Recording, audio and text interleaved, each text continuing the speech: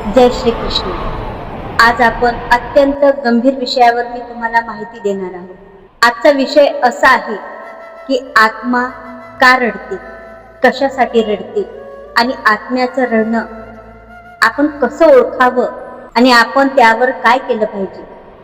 आज मी तुम्हाला सविस्तर माहिती घेऊनच ही व्हिडिओ तुम्हाला सांगणार आहे। तर ही व्हिडिओ तुम्ही पूर्ण पहा, तुमच्या लक्षात येणारच आणि तुम्हाला अत्यंत गूढ माहिती ह्या व्हिडिओमध्ये मिळणार आहे। तर मला सबस्क्राईब करायला विसरू नका। जीवनामध्ये आपण आलो आहोत तर आपल्याला दुःख सुख लागू झालं। कुणी धनासाठी रडतो, कुणी रिश्तेदारीसाठी रडतो, कुणी कशासाठी रडतो, कुणी इज्जत नाही केली म्हणून रडतो, कुणी अपमान केला म्हणून रडतो, कुणी ना कुणी कशा ना कशासाठी रडत बसतो। पण तुमच्या लक्षात कधी असं आलं का की तुमचा आत्माही रडतो?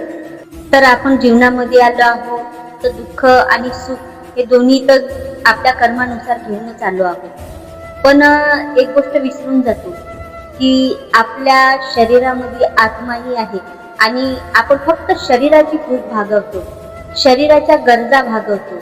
आपल्याला फक्त धन दौलत कमावण्याची एक ओढ लागलेली असते, रिश्तेदारी सुधारण्याची एक ओढ लागली असते, आपण सगळ्यांपेक्षा कसं चांगलं दिसावं हे याची ओढ लागली असते।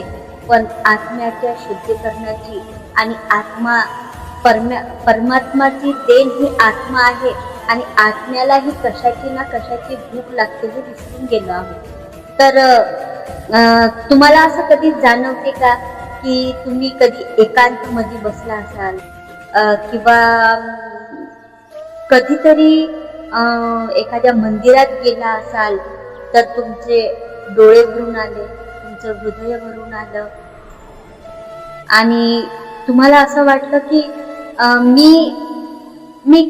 मी काहीतरी माझं हरवत आहे, काहीतरी माझं खोवत आहे, काहीतरी माझं हरपत आहे, काहीतरी मी माझ्या हातातून निसटत आहे, असं तुम्हाला कधी वाटलं का? मला तरी असं वाटते की प्रत्येकाच्या जीवनामध्ये हा प्रसंग येतोच। त्याचं कारण असं आहे की बघा, आपल्याला हर वेळेस सांगितलं जाते की आपण परमात्माची मुलं आहोत, त्या ईश्वरची मुलं आहोत। तर ईश्वराने आपल्याला ह्या पृथ्वी तलावर कशासाठी पाठवलं आहे? भ्रमण करासाठी। म्हणजे तुम्हाला एकदम साध्या सोप्या शब्दात सांगायचं म्हणजे आपण एखाद्या वेळी ट्रिपला गेलो असताना आपले आई वडील आपल्याला काय सांगतात की बाळा, तुला कशाचीही गरज पडत असेल, तुला कशाची मदतीची जरूरत असेल तर माझ्या संपर्कात राहा आणि सगळ्यात पहिले मला कळव। पण आपण मित्रांसोबत जातो, मित्रमैत्रिणीसोबत जातो आणि ती गोष्ट नेमकी तीच गोष्ट विसरून जातो आणि आपल्यावर असा कोणताही प्रसंग आला, जसं पैशाची कमी झाली किंवा एखादी वेळ गाडी पंक्चर झाली किंवा एखादी गोष्टीची आपल्याला आवश्यकता पडली तर आपण आपल्या आजूबाजूच्या मित्रालाच मदत मागतो आणि आपल्या आई वडिलांना मदत मागत नाही आणि त्या कारणानं आपण त्या जाळमध्ये फसून जातो।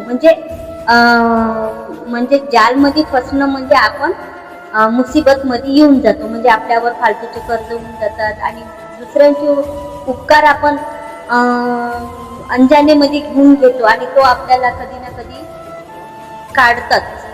काढतोच। तर तसंच आपल्याला परमेश्वराने ह्या पृथ्वी तलावर भ्रमण करासाठी म्हणजे एन्जॉय करासाठी ट्रिपवर पाठवल्यासारखं पाठवलं आहे की तुम्ही आपल्या जीवनाचा पृथ्वीवर जाऊन आनंद घ्या, आपल्या कर्मानुसार आनंद घ्या। मग आता तुम्ही असं म्हणाल की कोणाच्या जीवनामध्ये खूपच आनंद असतो, खूपच खुशी असतो, खूप धन दौलत असतो, पण ते त्यांचे प्रारब्ध असतात, त्यांच्या कर्मानुसारच त्यांना पृथ्वीवर पाठवले जातात। तर तरीही भगवंत आपल्याला हे सांगून पाठवतात की तुला कोणतीही मुसीबत आली तर माझ्या संपर्कात राहशील। पण आपण काय करतो, आजूबाजूलाच मदत मागतो आणि सगळं झाल्यावर आपण त्या परमेश्वराची धाव करतो। तर सगळ्यात आखरीला धाव करतो, कुणी करतो आणि कुणी करतही नाही। आणि भगवंताला कोसत राहतो. तुम्हाला एक तर प्रसंग आठवत असेल ना, की द्रौपदीने सगळ्यांसमोर मदतीचा हात मागितला आणि शेवटी तिची मदत कोणी केली नाही आणि सगळ्याला हाक मारून झाल्यानंतर ती भगवान श्रीकृष्णाला हात जोडून मदतीसाठी धावा करते आणि प्रभू तुरंतच तिची मदत करण्यासाठी तत्पर होतात आणि तिची मदत करतात. तीवरच केलं असते. आपणही त्यांच्यासाठी तोच भक्त आहोत, द्रौपदी सारखाच भक्त आहोत. आपणही अर्जुन सारखाच भक्त आहोत. अर्जुन सारखं करुणामयी, प्रेममयी, अनुरागी झालो तर पाहिजे ना. तेव्हाच तर भगवान श्रीकृष्ण आपल्या जवळ येणार आणि आपली मदत करणार. तर मला असं सांगायचं होतं की आपण सगळ्यात शेवटी परमेश्वराला आवाज देतो आणि मदत मागतो. परमेश्वर तर आपल्या मदतीसाठी उभेच राहतात, कारण ते आपले आई वडील आहेत, ते आपले रचयिता आहेत, ते आपल्या आत्म्याचे ईश्वर आहेत, आपल्या आत्म्याचे खरे आई वडील आहेत, खरे मायबाप आहेत. म्हणून भगवंत आपल्या मदतीसाठी हर वेळेस तत्पर राहते आणि वान आपल्या मदतीला येते म्हणजे येतोच. म्हातारपण येतो तेव्हा त्याची आसक्ती कमी होतो, धन दौलतची, परिवाराची माया कमी होते, तेव्हा त्या आत्म्याला त्या परमेश्वराची आठवण येते आणि मग त्याला कळते की मी तर कधी भगवंताची सेवा केलीच नाही, मी तर असे कर्म केलेच नाही की प्रभू खुश होणार. की 14 दिवस आत्मा आपल्या घरामध्येच फिरत राहते आणि त्या 14 दिवसामध्ये आत्म्याला बराचसा अनुभव येतो. म्हणजे परमेश्वर त्या घरामध्ये दाखवतात की बघ, हे जे तुझे सगळे नाते होते, तू जीवनभर यांच्यासाठी संघर्ष करत राहिला ना, ते एकही तुझ्या सोबत येत नाही. तुझ्या गेल्याने त्यांना जास्तचा फरक पडत नाही. तर आत्म्याला कळते माझ्या हातून किती मोठी चूक झाली, मी पूर्ण आयुष्यभर यांचं करत राहिलो, पण आपल्या आत्म्याची केव्हाच नाही आहे.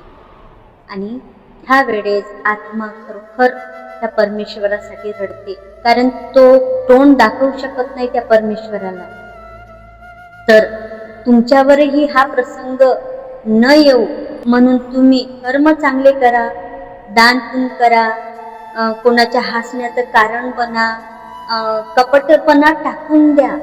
जेव्हा वेळ भेटेल तेव्हा परमेश्वराची सेवा करा. सेवा करा म्हणजे नामस्मरण करा, नाम जाप करा. असं मला तुम्हाला ह्या व्हिडिओमध्ये सांगायचं होतं. ह्यावर काय विचार आहे तेही तुम्ही कमेंट बॉक्समध्ये मला सांगा. मला खूप बरं वाटेल. अगर कोणते प्रश्न असेल तर मला विचारा, मी तुम्हाला त्याचं सविस्तर तुम्हाला समाधानकारक उत्तर देण्याची कोशिश करेल. तोपर्यंत तुम्हीही खुश राहा आणि दुसऱ्यांच्याही खुशीचं कारण बना. हरे कृष्ण.